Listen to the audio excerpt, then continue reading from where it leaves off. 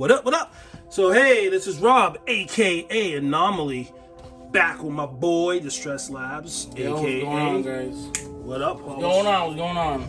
All right, man. Well, we're back. And as you guys know, there's a lot of good things going on with One's Custom / Distressed Labs. And this is one of the projects that we want to show you guys that's coming up for pre-orders. When's that project coming up for pre-order? Probably in the next few days here. Dan Terzo, shout out Dan. Galactables, go follow him. All that good shit. YouTube, IG. Right now, he should be uploading a video. We're gonna upload this video shortly after. All right. So, as you guys heard from the man himself, we got pre-orders coming up. So basically, what we're gonna do is we're gonna talk about this upcoming project. As you guys know in the title, this is Beto. No, I'm kidding. One's Customs Friday the 13th Part 4, his version. And I'm gonna let Paul talk about what we got here. What we got going on with this piece? What's coming up? What's coming with this? All right, guys. So what you see here is obviously we do have some extra stuff that's not shown right here, but right here is just the base figure and the diorama. Paul, so I want you to explain to me what we got going on here with this dial, man. All right, guys. So basically we have the basic Part 4 set here. Not really a basic set, but just we don't have the other shit shown right now. Later in the video we'll show it, but this is what it's gonna come with. This is not the Jarvis house, but this is the house that was across from the Jarvis house, but we're gonna go with the Jarvis house for the name for it. This is the scene where the bitch threw herself out the window to escape from him, and he was kind of looking down, to see if she was there. In the movie, which I'm sure, fucking everybody's seen plenty of times, the movie, the house was not nearly, as weathered as this. I went a little extra hard because, fucking at the end of the day, they're collectibles. We like to see what we like to fucking see in our case, and we don't want to see no clean motherfucking shit with no lifeless shit, Yep. So I went a little extra hard, took some liberties, fucked it all up. Also added the resin rain effect on it. The whole house is fucking caked on there, fucking, because that night in the scene it was storming. There was a lot of wind and shit. Also took some more liberties. Added some wet leaves that are kind of stuck to the house, stuck to the railing. Fucking the corners, all that shit, just to add some more character for people. I also added some broken pieces over there of the posts that are still hanging on there, even though those weren't there in the movie. But fucking wanted to add a little more character, and obviously for shipping stability purposes too. All that stuff that Rob's showing you on the ground over there, you can move all of that. Real glass, of course. Fucking the wood shards, you can move all that stuff on your own. None of that is fixed there. The only thing that's fixed is the leaves, of course. The glass in the window is bendable, I guess you could say, for reasons of putting him in there and not having to worry about it during shipping, and not having to worry about people fucking breaking them or them coming loose. So you do not need to worry about that. However, I will say,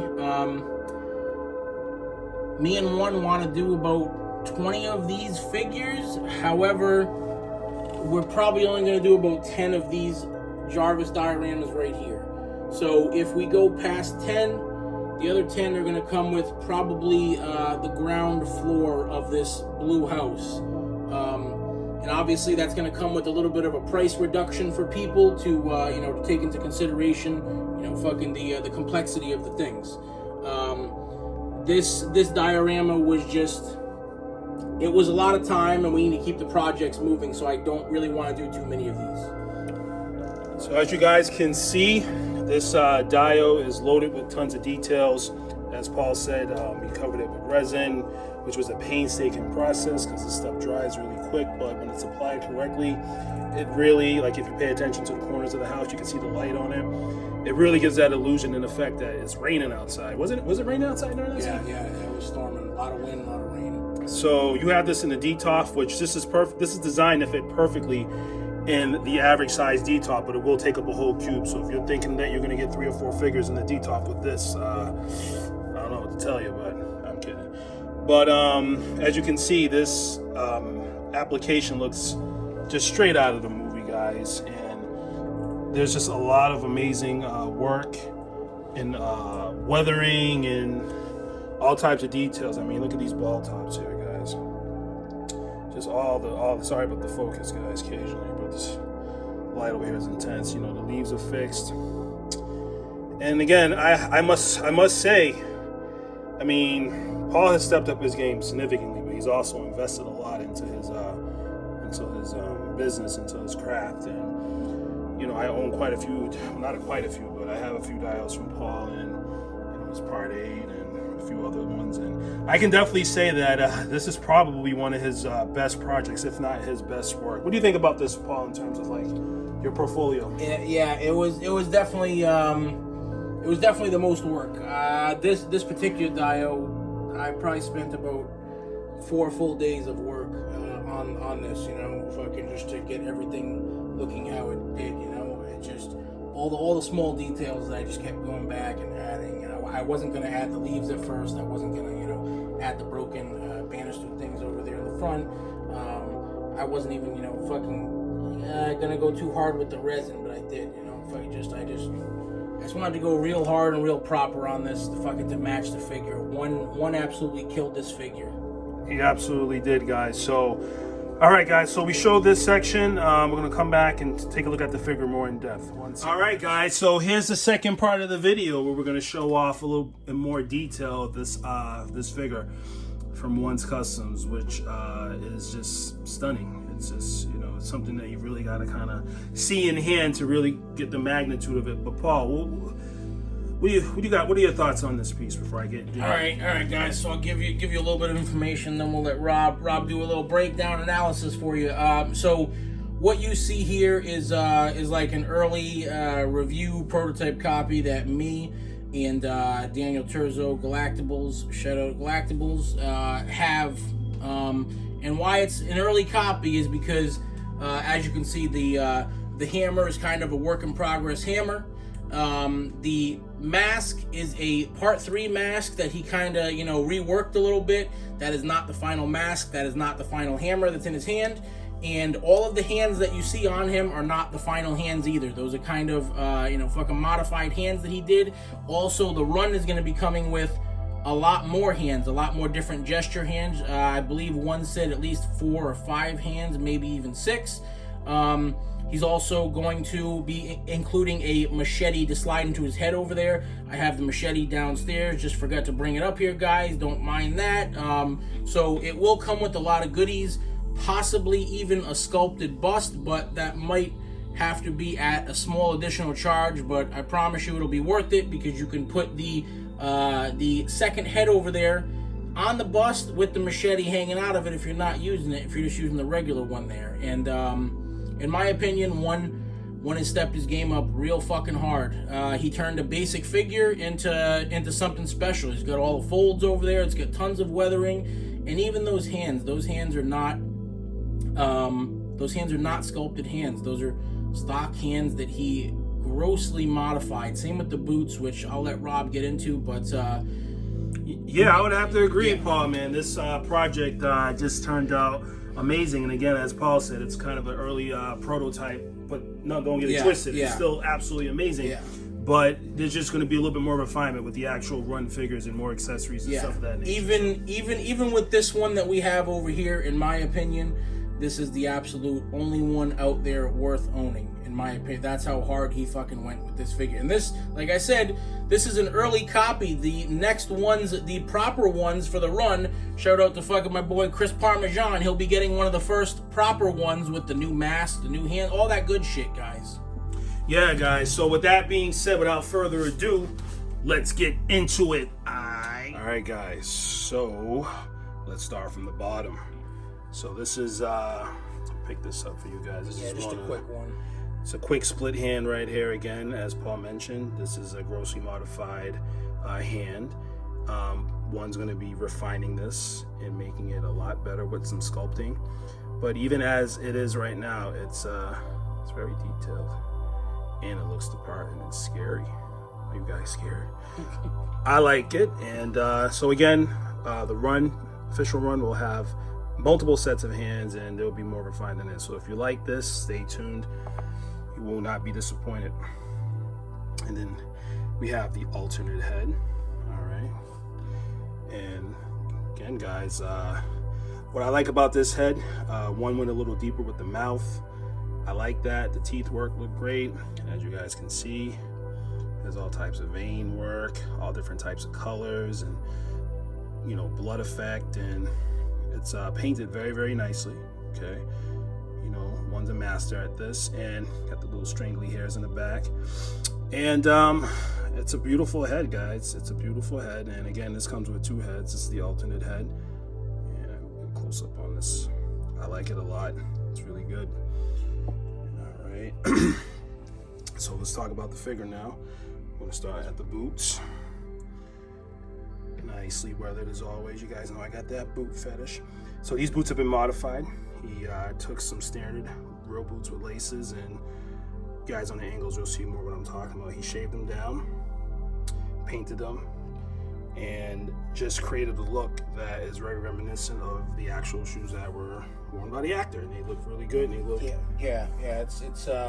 It's very flat. Like in the banana scene kill from part 4, you can really get a good look at the boots there. They're very flat, very proper to that scene.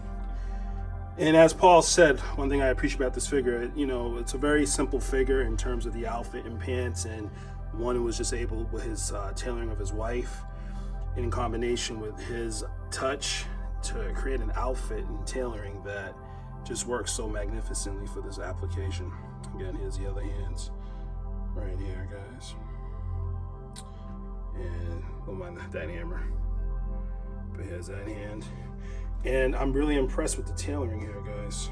I'm pretty anal about this. I like tailoring that looks proper and looks realistic, like an actual person is wearing clothing, and one was just able to capture that, especially with the shirt.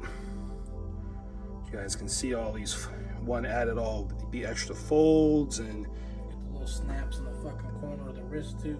You even got this. Yeah, dude, I don't know if they're sculpted or what.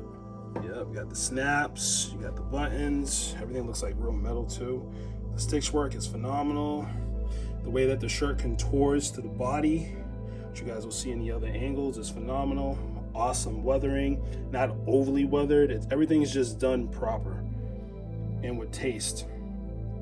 And again, early review prototype, so we got a modified 3 mask that actually looks the part when it's on the figure. It's kind of crazy. Get my focus going on, guys.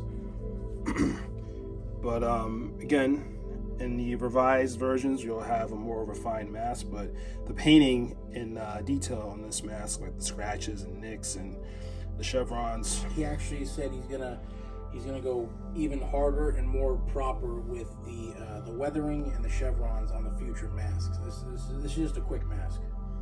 Yeah, so if you guys can see, it's proper even as is right now. So again, sorry for the focus, guys. But so again, from the front, guys, we looking really good here. I'll take the mask off in a little bit to show you guys what it looks like from the front. But let's step back and let's take a quick perspective. And this is what we looking like from the front, guys. Let's take a look at some quickly. This is how we looking from the front with this head. Again, this is the alternate head. Got those nice yellow teeth on your mother can love. Again, guys, very detailed. I love the skin tone. Looks very, very, very reminiscent to the prosthetics that were worn in the movie from a paint application.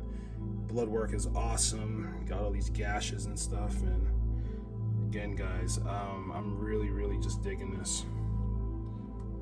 Again, there's the head. And this is what we will be getting.